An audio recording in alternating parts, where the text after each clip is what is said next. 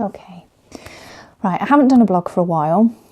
I'll be honest, I've had a few doubts over the last few weeks about what I've been doing and am I doing the right thing? And, you know, I think anybody that's been in our situation probably will have those feelings, and you have ups and you have downs and you have good days and you have bad days.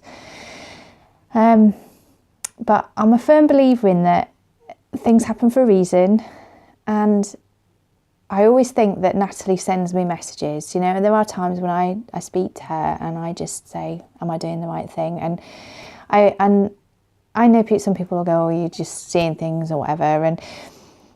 But I had this conversation with Nat, and I asked her, you know, am I doing the right thing? Should I keep doing the vlogs and, you know, speaking at conferences and all the other stuff that I've been doing? Is it, you know, am I really doing the right thing? And because I was having doubts. Well, I don't know about a sign, but wow. Literally, after I'd had this sort of hiccup, if you like, I've had some messages and things. But today, I've had an email. Now, the email has come from somebody who had to go and see Paul Hemming in prison as part of their role. They've had to go and speak to him in prison. And basically, Paul Hemming has said he is not happy about the documentary and that he believes that it should not be aired again because of safeguarding the children. That he knows about my vlog, so he's obviously got a little spy that's watching my vlog and feeding him that information back. He knows about the fact that I am looking at trying to write a book and have been approaching publishers. So they're probably following my Twitter feed, I would think, because that's the only place I can remember. I don't know if I have mentioned it in my blog, but I know I've definitely put it on my Twitter feed, so obviously following me on Twitter as well.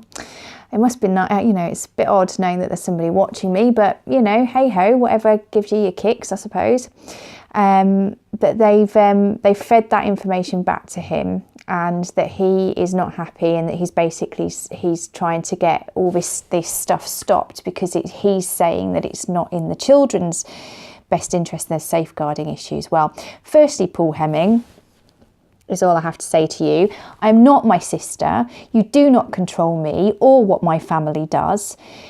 We have a voice. We will be heard.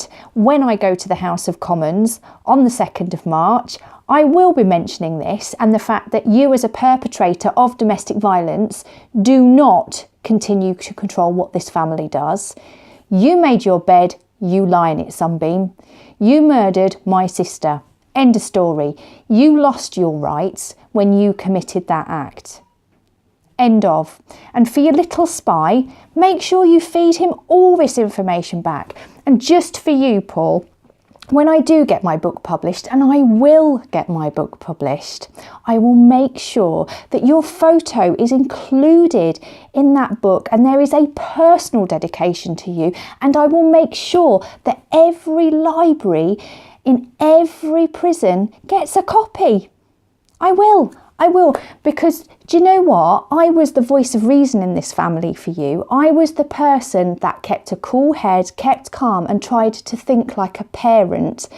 And I was the one, not defending you, but trying to keep that air of common sense and calm and saying, do you know what, as a parent, the thought of not seeing my children for 20 years, I can't imagine that and how hard that is. And I was the one fighting your corner. Not anymore, I'm afraid. The moment you tried to control me, not happening, not happening. I'm not my sister.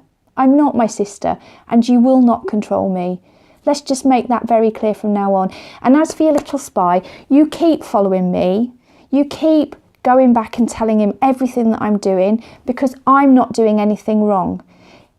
Your son, and I believe it is his mum, your son murdered my sister.